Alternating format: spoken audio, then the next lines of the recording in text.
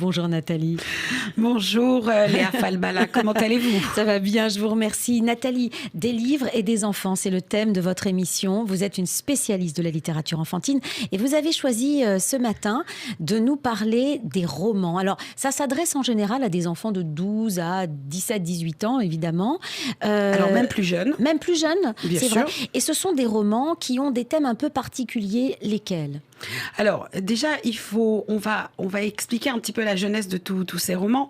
Quand on était petit, on se souvient, on avait Bibliothèque rose, Bibliothèque verte. Vous savez, ces livres avec les couvertures cartonnées, des pages, on avait l'impression qu'ils étaient plutôt du papier journal que des vraies pages de livres.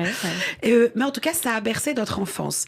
Et puis, en réalité, le roman jeunesse a décollé très tard. Il est né très tard, ce roman jeunesse.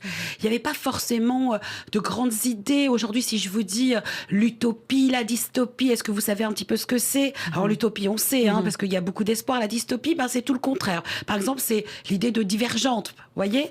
Mais en réalité, il y a plus de 20 ans, il y a une femme qui s'appelle J.K. Rowling qui a imaginé l'histoire d'un petit sorcier. Et ce petit sorcier qui s'appelle Harry Potter, HP, évidemment, a fait en sorte que les maisons d'édition ont décidé, ont créé, ont imaginé, ont inventé ou réinventé en fait le monde du roman. Alors le monde du roman, c'est l'imaginaire, c'est une œuvre imaginaire, mais aujourd'hui qui colle à la réalité. Ça devient une partie en fiction, mais une partie réelle, dans lesquelles nous pouvons avoir des sujets très actuels, comme le harcèlement, comme des problèmes d'adolescence, de sexualité. On peut avoir aussi des problèmes de chevalerie. On peut voyager finalement avec les romans. Et c'est ça que l'on va trouver aujourd'hui dans cette catégorie de livres. Et ce qu'on voit, c'est le grand succès finalement d'Harry Potter nous montre à quel point, alors qu'à cette époque-là, on disait que les enfants ne lisaient pas déjà, les enfants se sont jetés sur les livres d'Harry Potter. Comme quoi, c'est un thème romanesque qui plaît et qui a du succès et qui fait lire les enfants. Alors, il ne faut jamais dire que les enfants ne lisent pas, parce que même quand on lit de la bande dessinée, on lit. Oui, bien sûr. On lit. Et il faut faire très attention. Mais ils lisent moins qu'avant parce qu'ils ont une concurrence à côté avec les jeux vidéo. Vous avez tout à fait raison, mais en réalité, aujourd'hui, il faut trouver des thématiques, des idées, des personnages qui deviennent finalement, pendant de longues années, ça s'appelle de longs sellers, des héros qui les accompagnent. Et je peux vous dire qu'à partir de 8 ans, 9 ans, aujourd'hui, on peut trouver des romans, mais c'est vrai qu'on peut avoir des trilogies, on peut avoir des séries, on peut avoir des épopées. Alors, on va dire à peu près vers l'âge de 12 ans, et puis on continue jusque ce qu'on appelle le young adulte, même si on appelle ça, nous, des romans littéraires, mais du young adulte. Et ce qui est intéressant, c'est que on peut y trouver, alors soit de la narration, que de la narration, mais on peut y trouver de la narration et des illustrations.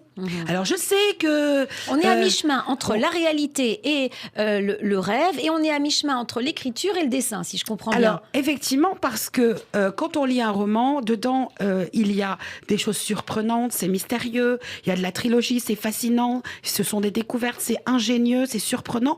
Alors les auteurs de littérature, même adultes aujourd'hui, se sont mis à écrire de la littérature jeunesse, comme par exemple Michel Bussy, entre autres. Alors, quand vous connaissez le succès qu'il a en littérature adulte, vous ne pouvez qu'imaginer le succès qu'il a en littérature jeunesse, comme par exemple Néo. Donc, ce genre littéraire a vraiment pris son essor depuis plus de 20 ans. Et il y en a quasiment chez tous les éditeurs, parce que finalement, chacun veut avoir sa série, ses héros, ses auteurs. Et donc, je peux vous dire que le spectre est énorme. On peut aller du roman qui explique la vie dans un zoo, sur la nature, la découverte. Par exemple, celui-ci, j'en ai un chez Manière Jeunesse. Ça s'appelle Les Jumeaux d'Égypte. C'est un roman à gratter. Je ne sais pas si vous connaissez. Non. Alors, c'est très nouveau. Donc, vous avez un texte. Alors, je vais vous montrer un petit peu. On va le montrer à la caméra. Et là, c'est génial. Sous cette partie grise, vous allez gratter pour découvrir en fait le reste du texte. On gagne quelque chose ou pas? Ben oui, parce que l'enfant va pouvoir déjà imaginer. Vous pensez un petit peu. On imagine ce qui est peut-être écrit en dessous. D'accord. Donc l'enfant va anticiper. C'est inventer. très ludique et C'est en très même temps, ludique. c'est un teasing pour l'enfant. Exactement, c'est très interactif, par exemple.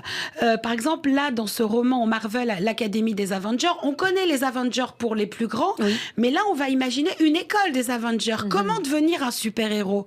Donc, sincèrement, ça donne encore envie. Oui, bien sûr. Donc aujourd'hui, que ce soit chez PKJ, chez Nathan, Magnard, Syros, de la Martinière Jeunesse, Seuil Jeunesse, Kenz, L'Humaine, L'Harmattan, La Joie de lire, Rajo, Syros, Casterman, l'École des loisirs, tous les éditeurs Talent, pour Muscati, Kelfstream et Gallimard, évidemment.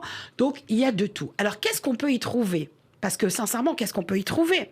Donc, on trouve de la différence, de la crise d'ado, de la censure, du sauvetage, de la curiosité d'outre-tombe, des pâtissiers, de l'amour, des livres, des licornes, des destins, de famille. Ouais, de l'évasion, quoi. De l'évasion, mais qui parle de fascination, des de problèmes secrets. que vive l'enfant. Oui, évidemment. Alors, par exemple, là, c'est un livre qui s'appelle Ceci est mon cœur. C'est un mélange entre Rajo et Cosette. Ce sont 6 autrices qui ont essayé d'écrire sur les problèmes d'aujourd'hui, par exemple. Donc, ça, c'est chez Rajo. Là, Les merveilleuses pâtisseries de Billy aux éditions PKJ. Un livre qui a une grande importance aux éditions Talent Haut. Imaginez, ça s'appelle Le plongeoir d'Elsa de Vernois. Il y a des filles qui sont à la piscine. Il y a des garçons qui veulent absolument qu'elles sautent de ce plongeoir qui est très, très, très haut. Puis en même temps, ils viennent les titiller par derrière. Puis les garçons commencent à toucher un peu le corps. Puis à un moment donné, il y en a une qui va tomber dans l'eau. Alors, est-ce qu'on peut appeler ça du harcèlement? Est-ce qu'on peut appeler ça des attouchements? On ne sait pas. Donc, tout est expliqué.